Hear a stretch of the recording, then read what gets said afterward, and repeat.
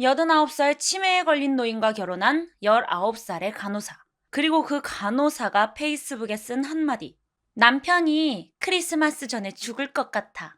여러분, 오늘은요, 진짜 믿기 힘든 이야기 하나를 해보려고 해요. 지금으로부터 약 5년 전, 2020년 미국 아칸소주에서 있었던 일인데요. 19살의 간호사와 89살의 치매에 걸린 할아버지가 결혼을 했어요. 미국 언론에서는 이걸 21세기 최악의 결혼 사기라고 불렀고요. 나중엔 미국을 넘어서 국제적인 법 개정으로까지 이어졌어요. 어떻게 이런 일이 가능했을까요? 한번 지금부터 같이 알아보도록 할게요. 2020년 미국 아칸소주에 있는 한 요양원에서 19살 간호사 올리비아가 일하고 있었어요. 올리비아가 일하던 곳은 브룩데일 고령자 생활센터라는 시설이었는데요. 거기엔 89살의 리 홉킨스라는 할아버지가 살고 있었어요. 홉킨스 할아버지는 2년 전에 교통사고로 아내를 잃고 그 이후로 심한 치매 증상을 보이기 시작했어요. 어느 정도였냐면 가까운 친구 얼굴도 잘 못 알아봤대요. 기억력 판단력이 거의 없다고 봐야 했죠. 그러던 2020년 9월 놀라운 소식이 하나 전해졌어요. 올리비아랑 홉킨스 할아버지 이 두 사람이 혼인신고를 했다는 거예요. 무려 70살 차이. 이것만으로도 사람들이 놀랐는데 더 큰 문제는 홉킨스의 상태였어요. 예전에 홉킨스가 집 앞에 있는 식당 주차장에 차를 몰고 나갔는데 길을 완전히 잃고 40km 넘게 헤맸던 적이 있었거든요. 이런 분이 과연 결혼 서약이라는 걸 정확하게 인지하고 그걸 받아들일 수 있었을까요? 그런데 진짜 문제는 결혼을 하고 난 이후부터였어요. 올리비아의 SNS 활동이 이상했거든요. 사람들은 그때부터 의심하기 시작했어요. 올리비아는 페이스북에 남편이 크리스마스 전에 죽을 것 같아. 이런 글을 몇 번이나 올렸어요. 말투도 마치 기대하는 것처럼 들렸고요. 그리고 유출된 메시지들, 친구들이랑 대화한 내용이 퍼졌는데 그 안에는 이런 내용도 있었어요. 과부되는 날만 기다리면서 젊은 남자랑 데이트할까 생각 중이야. 그뿐만이 아니었어요. 유언장 얘기도 했거든요. 자기가 유일한 상속자라고 자랑하듯 말한 글도 올라왔었어요. 진짜 범죄 영화 같지 않나요? 근데 이건 실제로 있었던 일입니다. 사람들의 반응은요? 이건 사랑이 아니라 그냥 재산을 노린 거잖아. 댓글마다 이런 이야기가 쏟아졌어요. 온라인에선 청원도 시작되었고요. 홉킨스의 재산을 지켜야 한다는 거였죠. 그 청원에만 10만 명이 넘게 서명을 했습니다.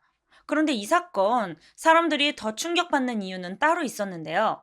요양원 자체가 문제였거든요. 브룩데일에 있던 그 요양시설에선 이렇게 입장을 발표했어요. 저희 요양원은 홉킨스라는 환자도 없고 올리비아라는 직원도 고용한 적이 없습니다. 그런데 이 말 거짓말이었어요. 다른 직원들이 증언했고요. 올리비아가 올린 SNS 사진, 글들까지 다 공개가 되면서 거기에서 일하고 있었던 게 들통이 나버렸죠. 그런데 더 어이가 없는 건요. 이 요양원에는 직원이랑 환자 사이에 개인적인 관계를 막는 규정이 아예 없었다는 거예요. 여러분, 한번 생각해 보세요. 치매를 앓는 노인도 있고 몸이 많이 불편하신 노인분들도 많은 요양원이에요. 그런데 거기서 일하는 간병인이 환자랑 어떤 계약을 맺든 결혼을 하든 누구도 막지 않았다는 겁니다. 진짜 말이 안 되는 거죠. 이 사건이 일어난 곳은 미국 아칸소주예요. 거기 법에 따르면요. 치매 환자가 결혼할 수 있는지 없는지는 법원이 판단해야 하는 문제입니다. 그런데 홉킨스 할아버지, 그때 아무 검사도 받지 않았어요. 전문가가 판단해 본 적도 없었고요. 그냥 서류만 내고 혼인신고 처리가 된 겁니다. 이건 진짜 운전면허 시험도 안 보고 면허증을 받은 거랑 똑같은 거죠.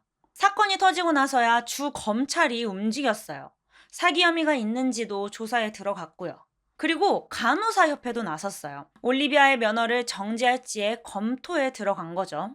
간호사 윤리 강경을 보면 세 번째 조항엔 환자와의 전문적 경계 유지, 이렇게 분명히 적혀 있습니다. 그런데 올리비아는 그걸 완전히 무시한 거죠. 이 사건 미국 안에서만 끝나지 않았어요. FOX, 퍽스 뉴스 같은 대형 언론사들까지 나서서 이걸 크게 보도했거든요. 그러면서 전 세계가 알게 되었죠. 영국의 국가건강서비스기관, 그리고 호주 노인복지부, 두 곳 다 이 사건을 보고 난 후 이건 우리도 대비해야 합니다. 바로 정책을 내놓았어요. 호주는 요양시설을 아예 전자시스템으로 감시하는 시범사업까지 시작했습니다. 직원이랑 환자 사이에 무슨 일이 오가는지 CCTV처럼 기록하겠다는 말이에요. 그리고 악한 소주, 여긴 더 빠르게 움직였어요. 주의회가 바로 노인보호법 개정안을 상정했거든요. 그 안엔 이런 내용이 있었어요. 간병인과 환자 사이에 금전 거래는 절대 금지. 홉킨스 할아버지 한 분이 이런 말도 안 되는 부당한 일을 겪긴 했지만 그 덕분에 수많은 노인들이 법적으로 보호받을 수 있게 된 거죠. 미국의 노인권리단체가 이 사건을 두고 이렇게 말했어요. 이번 사건은 노인 복지 시스템이 얼마나 허술한지 그대로 보여주었습니다. 가만히 생각해보면요. 이런 일이 이제서야 터졌다는 게 오히려 이상할 정도였어요. 그만큼 구멍이 많았다는 얘기입니다. 2025년 현재 미국에 있는 65세 이상 노인 인구만 무려 5,400만 명이에요. 전 세계적으로 노인 인구는 빠르게 늘고 있고요. 이런 상황에서 노인들의 재산, 권리, 안전을 누가 지켜줄 건지 진짜 중요한 문제가 되고 있어요. 올리비아와 홉킨스 사건. 물론 좀 극단적인 사례이기도 합니다. 그런데 이런 일이 있었기 때문에 우리가 지금 무엇을 놓치고 있는지 딱 보여준 거죠. 노인을 위한 제도. 지금보다 더 튼튼해야 합니다. 혹시 여러분 주변에도 혼자 지내시는 어르신이 있다면요. 가끔 안부도 한 번씩 묻고 한 번쯤 더 살펴보면 좋을 것 같아요.